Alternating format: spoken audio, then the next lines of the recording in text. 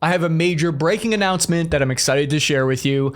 I'm going to be a father. In July, there's going to be a new member of the Spare Parts Army, and there's nothing that I've looked forward to more in my life than being a dad. Now, how do I transition from talking about babies to main battle tanks? Well, our baby will be part Italian and part Irish, which makes this a Euro baby, just like how the tank we're about to talk about is a Eurotank. This main battle tank legitimately has 3 cannons on one single turret. The Eurotank grabbed a ton of attention at arms shows and defense internet forums when it revealed its 140mm main gun, its 20mm coaxial autocannon, and if that wasn't good enough, its 30mm remote weapon station. On top of all that, this is the best kind of a hat on a hat. It's overkill, distilled, and personified. The enhanced main battle tank is essentially what happens when a French and German defense industry team up with one another. It's definitely why they've been fighting each other for centuries, because if they ever started working together, they would create unholy overkill machines like this. The beast was first revealed at the Eurosatory 2024 Arms Expo in June. It's kind of like the Eurovision Expo, except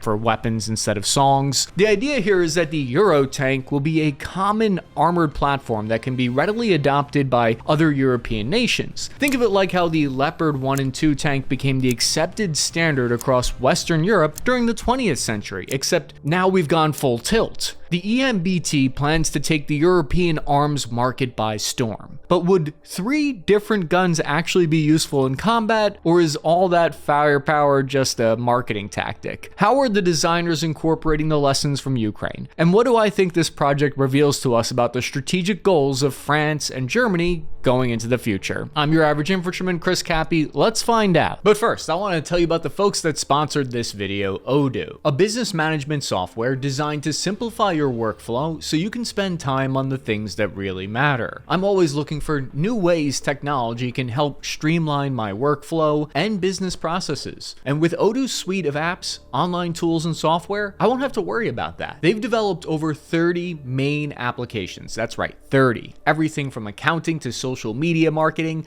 and website creation. And the best part is that it doesn't matter how small or big your business is, you can customize it to fit all your business needs. On top of that, all the apps talk to each other, so you don't have to have different softwares for different companies. You can start with your first free app completely free. You don't even need to drop a credit card number, and that first app is free for life. Honestly, their platform's end user interface is so intuitive and easy to use, it makes menial clerical tasks like accounting almost fun. And that's big coming from me because I hate math. So for guys like me, whether it's an all-in-one e-commerce hub to track sales of these sweet t-shirts, get yours today, or tracking payments to my awesome freelance collaborators, Odoo has got me covered. So check them out at odoo.com. I'm not going to bury the lead here. I know the first thing everybody wants to know about is the thing that goes boom. The EMBT has a very unique 140mm cannon, which absolutely dwarfs the NATO 120mm standard that they've been using. It's got just a massive hog of a cannon on there. This new weapon is called the Asclan. Am I saying that right? Asclan, which stands for Auto-Loading Scalable Outperforming Gun. Don't look at me, I don't come up with the acronyms. Apparently to the French, the word Asclan holds special significance for tankers, since it's the name of the sword that St. George used to slay the dragon in their traditional legends. I shit you not, guys. St. George is the patron saint of tankers and cavalrymen, and really all mounted warriors since the Crusades. I'll file that bit of information into the cool, but I'll never need to know that again file. So why use this 140mm gun though? Well, it does add more of a punch than what current NATO 120mm and the Russian 125mm guns fire. According to a company press release, current test ammunition carries 18 megajoules of kinetic energy at the muzzle, and they believe future innovation will crank that up to 20 megajoules. By comparison, the Abrams maxes at 15 megajoules of muzzle energy. What's all this talk of science words and physics? I'm an infantryman, not a scientist, damn it. Well, one theory is that it has to do with needing increased range or ability to punch through more armor at range.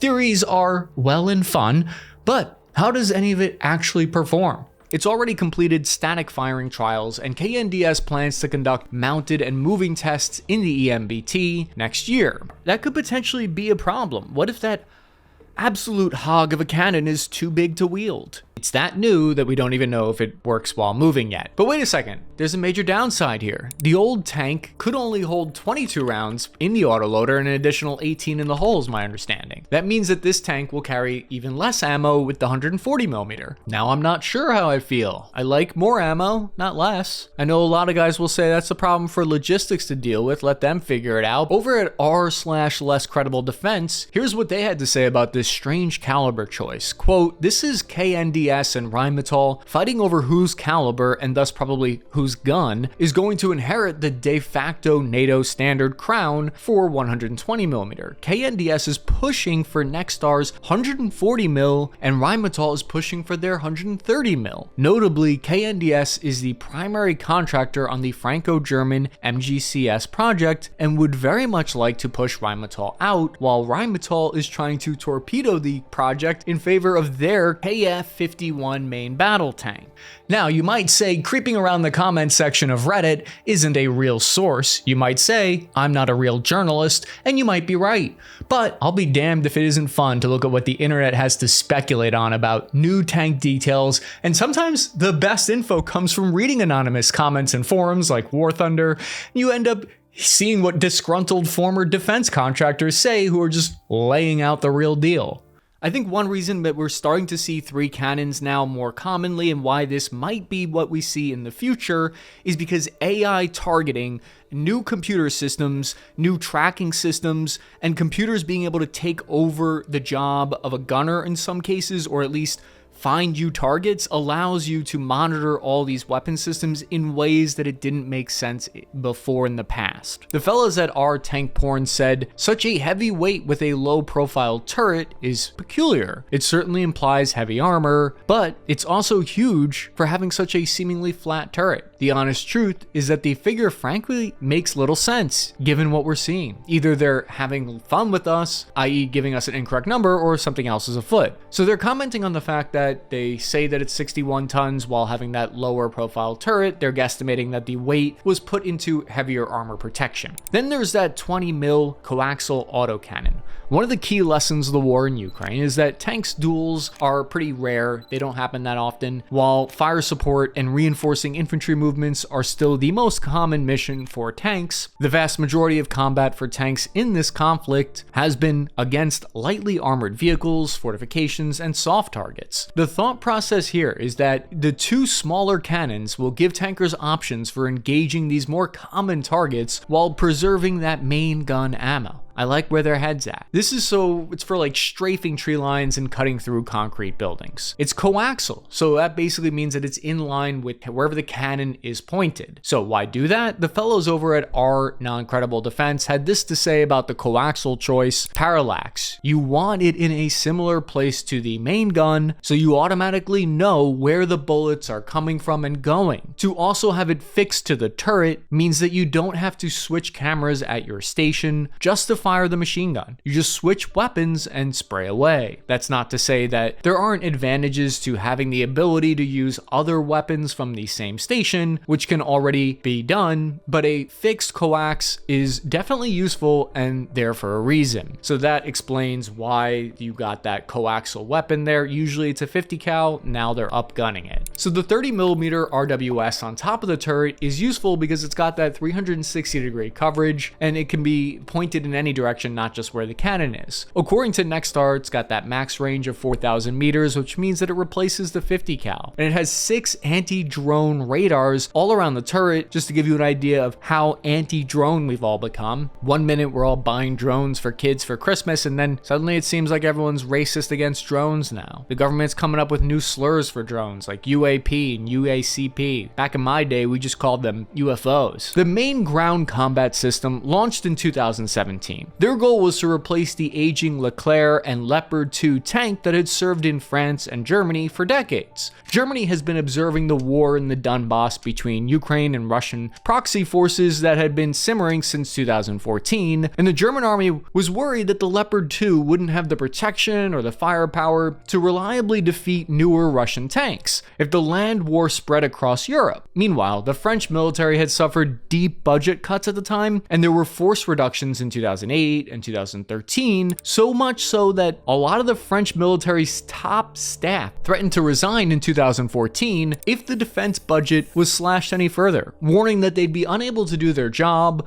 without the resources to support operations abroad. France needed to somehow keep their defense expenditures low while keeping their arms industry solvent, or they risked losing any ability to modernize and expand in the future. Let's take a look at what the internet has to say about this beast. We'll start with the good folks over at R Tank Porn. One net warrior writes, "The 30mm RCWS is interesting for anti-UAV capabilities. I wonder how effective that will be. If it works well, I could see the original MBT-70 dream of an autocannon on a main battle tank finally becoming a reality." They're referring, of course, to a tank project between Germany and the United States from the 1960s that ended up being cancelled. For most kamikaze drones, a 20mm autocannon will be sufficient. It can also carry a deeper magazine for it. Add a coaxial machine gun, and it can handle pretty much any threat with sufficient firepower. Wait, are we suggesting that we throw another weapon on top of there? Okay, you're a psychopath, and I love it. Also, the 20mm recommendation there wouldn't work because you need the 30mm for programmable airburst rounds to shoot down the drones. So this net warrior next brought up a really good point.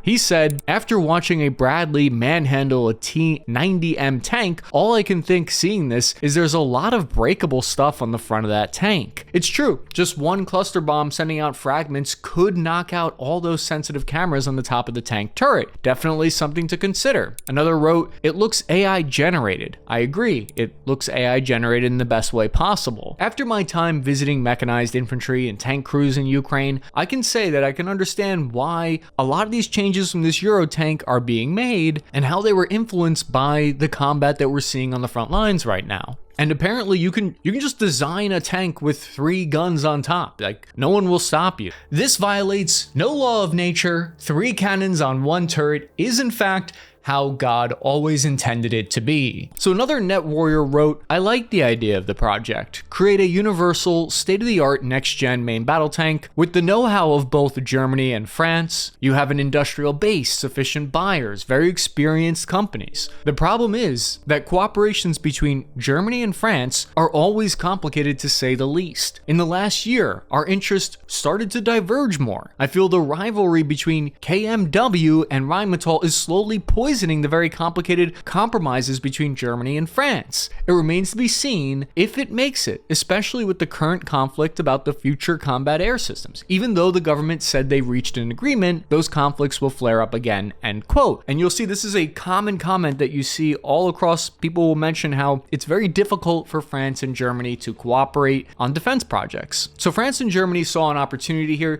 to try to make that cooperation work that would still meet both of their needs. The neighboring countries hatched this deal to merge their 2 premier tank manufacturers into one conglomerate that would meet the needs of the future and reduce costs along the way. If you're wondering if US aid was involved, not likely. Those programs don't provide weapons or weapons funding to European nations. That would be the US Foreign Military Sales Program that could support something like this. It's like my old squad leader used to always say, the CIA works in mysterious ways. So Nextar Systems, the manufacturer of the French Leclerc tank, would team up with KMW, the producers of the German Leopard 2, under a new holding company called KNDS. But could the team up work? Could 2 of history's greatest rivalries put their differences aside? On the one hand, you got your laid-back, creative French types that they like to chill and romance and have a good smoke. And on the other hand, you've got those strict Germans who they love having their trains run on time. So would this partnership possibly benefit from each of their strengths? A net warrior wrote, "Cool project in theory, but I don't think it will really work, not because the tank is bad, but because Germany and French military cooperations are a difficult and confusing process. And yet I still have faith in them." The new joint venture and firm was a serious go at it, okay? They employed over 6,000 people and made an annual revenue of more than 2 billion euros. The way it worked was a 50-50 split between French and German owners. The new conglomerate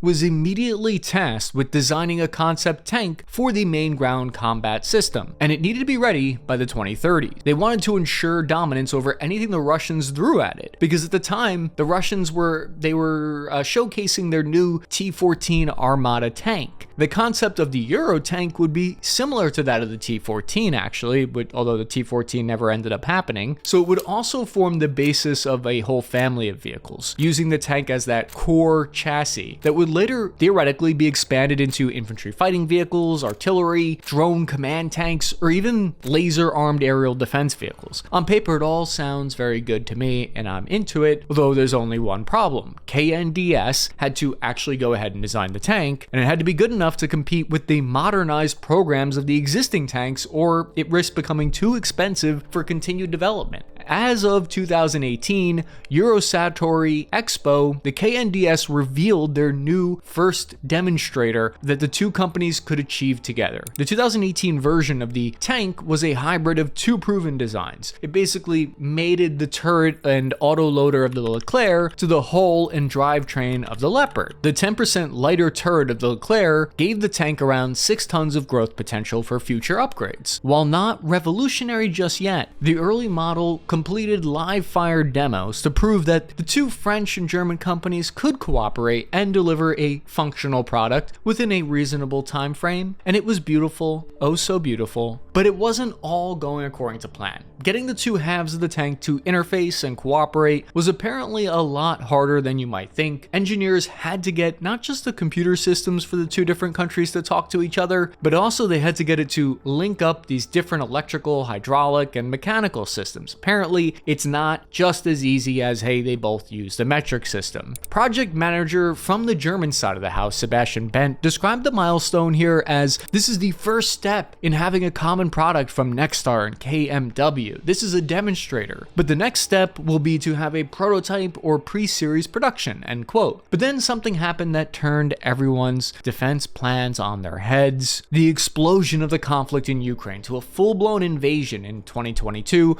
dramatically reshaped the security environment in Europe. The war challenged many previous assumptions about how tanks would operate in a near-peer conflict, and both sides suffered heavy losses to mines, drones, and anti-tank guided missiles. For the engineers back at KNDS, the war was a key source of intelligence on how tank designs would need to evolve and embrace new philosophies to stay on top of their game. By 2024's Eurosatory Expo, when it rolled around, KNDS had come up with their answer: guns, lots of guns, and a greater emphasis on guns. No, on information and active protection systems instead of just heavy armor for protection. The 2024 iteration of the project was called the EMBT-ADT-140, which just really rolls off the tongue, but my understanding is that the E in that stands for Euro, or I've also seen it stand for enhanced. It's one or the other. So it features a radically redesigned turret that fit the 3 main guns, plus a 7.62mm machine gun on top. It now had an unmanned turret design and reallocated 3 of the crew members into the hull. Unmanned turrets are showing up more and more on tank prototypes these days, so I think it deserves this attention, because supposedly it's going to reduce the turret weight and size that's associated with having, while the crew can be better protected in an up-armored hull. It also helps with peeking over the terrain when the hull stays hidden, so the crew can't be hit by direct fire. It's a position tankers call hull down. Here is where we need to talk about the elephant cannon in the room. The legitimately insane centerpiece of the new tank here is its armament. Its gigantic 140mm cannon that looks like it's right out of Warhammer 40k. This thing is developed by Nexstar. It's the French half of the KNDS partnership. But the pressure's on this tank because the price tag for development is about 1.5 billion euros right now and rising. Both French and German subcontractors want their piece of the pie as well. There are now signs that another German arms giant, Rheinmetall, is looking to oust KMW from the conglomerate and take their place, which might have all to do with some of this back and forth about the turret cannons and standards. So German and French press reports indicate that Rheinmetall might be looking to derail the entire project if they don't get 50% control or more. In response, KNDS demanded that the French and German governments codify leadership of the project into law, moving away from that committee-based system to a sole decision-making entity. But whether overall leadership of the project would be the French Nexstar or German KMW is still an ongoing source of disagreement that could torpedo the entire spirit of cooperation between the two subsidiaries. All this serves as a microcosm of why I think past efforts among European nations to design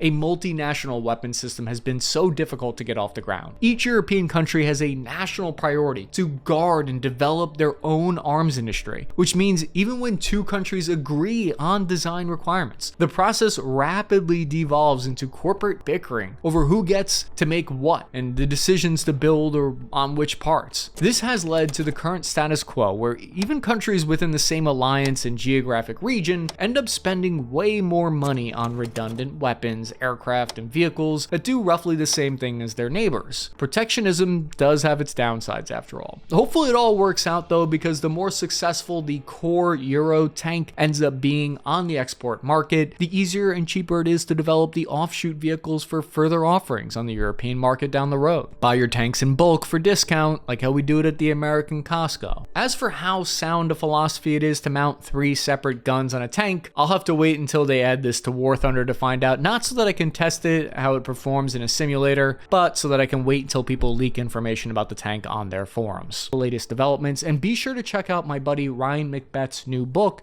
The Wind Machine. It's fast-paced, it's a great read. I found myself quickly getting caught up in it, so it's no surprise that it has a great 4.7 score on Goodreads.